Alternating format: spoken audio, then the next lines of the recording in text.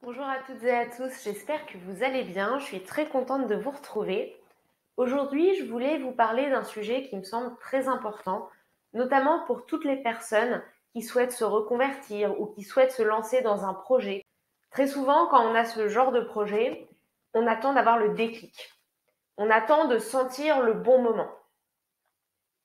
Et très souvent, en coaching, et notamment dans les coachings de reconversion ou de personnes qui souhaitent changer de job, il y a des personnes qui me disent, mais toi, Amandine, à l'époque où tu étais RH, et donc avant de devenir coach, avant de monter ta boîte, comment est-ce que tu as eu ce déclic qui t'a permis un jour de te dire, je pars de mon entreprise et je change de job, je me reconvertis, je monte ma propre boîte.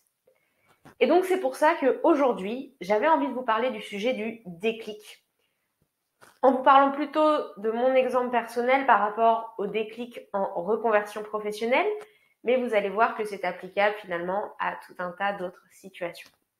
Alors, comment je l'ai eu ce déclic pour me reconvertir DRH vers le coaching? La première chose que j'ai envie de vous dire, c'est qu'un déclic, ça se prépare. Oui, un matin, c'est vrai, j'ai eu un déclic. Pour tout vous dire, un matin, je me suis levée avec une boule au ventre et pour moi, c'était très clair qu'il fallait que je parle à mon manager et que je dise que je souhaitais partir.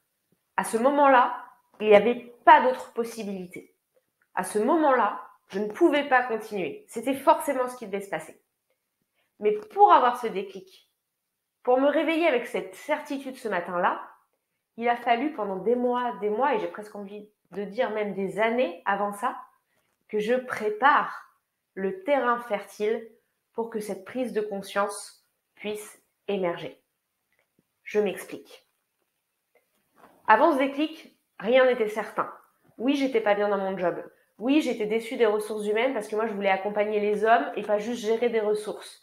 Oui, je trouvais que le monde de l'entreprise était parfois trop lent, trop processé, pas assez compréhensif des enjeux de liberté, d'autonomie. Oui, j'avais de la frustration. Et ça depuis pas mal de temps. Mais même s'il y avait tout ça, je ne savais pas que je voulais partir. Je ne savais pas ce que je voulais faire. Alors, comment il s'est préparé ce déclic? Eh bien, en fait, il s'est préparé par de l'exploration. Tout d'abord, alors que j'étais RH, je manageais une jeune femme en alternance. Et au moment où je suis allée sur le lieu de sa faculté pour soutenir avec elle le passage de son mémoire, j'ai rencontré le directeur des études de son master. On a échangé, le feeling est bien passé. Et du coup, il m'a demandé si je souhaitais intervenir pour donner des cours de management et de RH dans leur fac. En effet, il recherchait le genre de profil que j'avais, c'est-à-dire quelqu'un à la fois d'opérationnel, qui connaisse le milieu de l'entreprise, et puis quelqu'un avec un cursus académique solide, et le fait que je sois sortie de Sciences Po, je pense aussi à contribuer. Du coup, j'aurais pu me dire, oula, non, je suis pas capable, ça n'a rien à voir avec mon poste, j'arriverai pas à conjuguer mon poste de RH et cette proposition, non, non, non, non, très peu pour moi. Et je me suis dit, tiens, moi qui suis pas 100% épanouie dans mon poste, est-ce que ce serait pas là l'opportunité d'explorer quelque chose de différent, de tester, de voir si ça me convient? Et donc c'est là où je me suis dit, bah, pourquoi pas? Et j'ai dit, je vais réfléchir. J'en ai parlé à mon manager. On s'est mis d'accord sur le fait que je pose des jours pour pouvoir aller enseigner une demi-journée par semaine pendant un semestre. Et moi, ça me permettait d'explorer quelque chose de différent. Et puis, à côté de ça, moi qui adore écrire depuis que je suis toute petite, déjà à 9 ans, je me souviens, j'écrivais sur des post-it des histoires toutes courtes que je collais dans ma chambre. Puis après, j'ai continué pendant mon adolescence à écrire des nouvelles sur plein de choses. Et moi qui adorais écrire, et ben c'est un moment où je me suis dit, tiens, et si on allait explorer ce truc-là? C'est vrai que j'ai toujours pris ça pour une passion, mais à quoi ça ressemble d'écrire en fait, si on écrit un truc un peu plus construit? Et c'est là où j'ai commencé à jeter des idées sur le papier. Et puis finalement, de week-end en week-end, à des moments où j'avais envie de prendre du temps pour moi, j'ai laissé ma plume filer. Et là aussi, j'aurais juste pu me dire, bah, c'est un loisir. Et en fait, bah, j'ai plutôt cherché à explorer qu'est-ce que ça me fait d'écrire. Est-ce que j'aimerais en faire mon métier? Est-ce que j'aimerais faire ça de toutes mes journées? Et c'est d'ailleurs ça ensuite qui m'a permis de publier mon roman Le bonheur à portée de plume. Pour ceux qui ne le connaissent pas, c'est un parcours initiatique et un roman de développement personnel qui parle justement du sujet de la reconversion. Donc j'aurais pu pareil ne pas aller explorer ça. Et puis également, je sentais en moi un besoin d'être nourrie par la liberté, par de l'autonomie, le besoin de choisir mes clients. Alors qu'en entreprise, des fois, j'avais l'impression de me retrouver avec des dossiers qui m'intéressaient pas ou avec des valeurs qui correspondaient pas aux miennes. Donc j'avais ce besoin d'être autonome, d'être en maîtrise de ma carrière professionnelle, et puis j'avais un besoin de stimulation. Et c'est là où je me suis dit, ah bah, est-ce que l'entrepreneuriat, ça me plairait pas? Et donc j'ai exploré, j'ai échangé avec des entrepreneurs, je suis allée à des cafés conférences, des cafés discussions, je suis passée à Station F pour échanger et voir un petit peu ce qui se faisait côté start-up. J'ai développé mon réseau de ce côté-là pour explorer, est-ce que l'entrepreneuriat me plairait? Donc, en fait, déjà alors que j'étais en poste, je faisais des choses. Je le savais même pas en fait à l'époque, mais j'étais dans une exploration de ce que je pourrais faire d'autre de ma vie.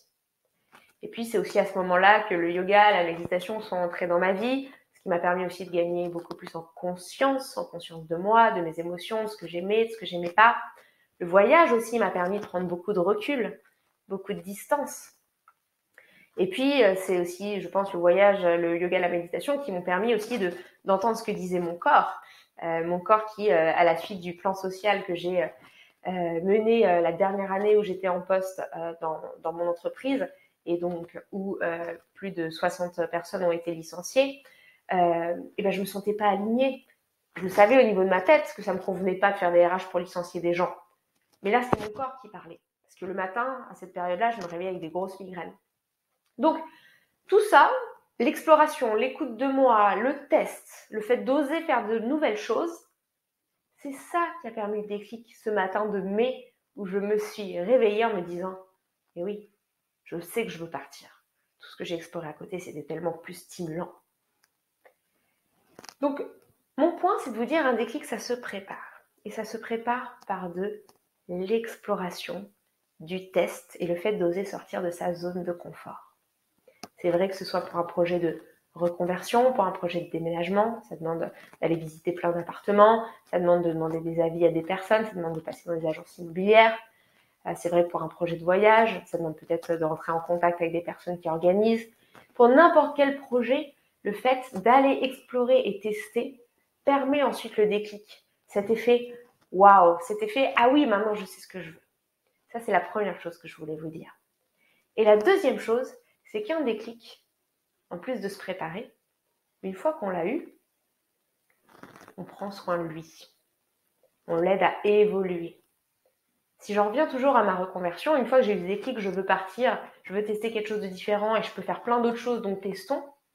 Et ben, même une fois que j'ai fait ça, c'était pas terminé. J'ai continué à explorer, j'ai fait du tri dans mes pistes, j'ai continué à réseauter.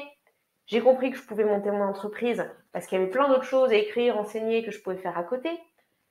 J'avais été RH, donc je pouvais faire du conseil RH aussi en freelance. Donc j'ai commencé comme ça, à tester des choses et à gagner ma vie, plutôt bien au début, mais avec des missions qui ressemblaient peut-être encore un peu à celles d'un RH, avec du conseil RH et toujours un peu avec de l'enseignement. Mais vous voyez, à ce stade-là, je ne vous parle pas de coaching, donc il n'y a pas eu le déclic coaching à ce moment-là encore. Et c'est pareil, ce déclic coaching, il est venu après. En faisant du conseil RH, je me rendais compte que ce qui m'intéressait le plus, c'était l'accompagnement des managers, l'accompagnement des salariés, la conduite du changement, l'aide au projet. Dans l'enseignement, quand j'enseignais en école de commerce ou à la fac, je me rendais compte que ce qui me plaisait le plus, c'était le moment où on me sollicitait, où je pouvais donner de l'aide, où je pouvais donner un regard extérieur, où je pouvais aider les personnes à réfléchir par elles-mêmes. Et là, je me suis dit, ah, c'est vrai, ça ressemble un petit peu au coaching, ça, le fait d'aider, d'accompagner, de faire grandir. Après, j'ai fait ma formation de coaching. C'est là où j'ai commencé à accompagner. Et après, il y a eu la thérapie. Je me suis rendu compte pendant les coachings que oui, le fait de se mettre en action, c'était important. Et c'est ça que j'aimais, le côté orienté résultat du coaching, le fait de faire un plan d'action, d'évaluer comment les choses se passaient et avancer. Ça, j'adorais. Mais il y avait une partie de moi qui disait, tiens, il manque peut-être quelque chose de plus profond, de plus introspectif. Quelque chose qui permette de dépasser les blocages, de dépasser les peurs, de se libérer du poids du passé pour pouvoir justement mieux avancer dans les projets.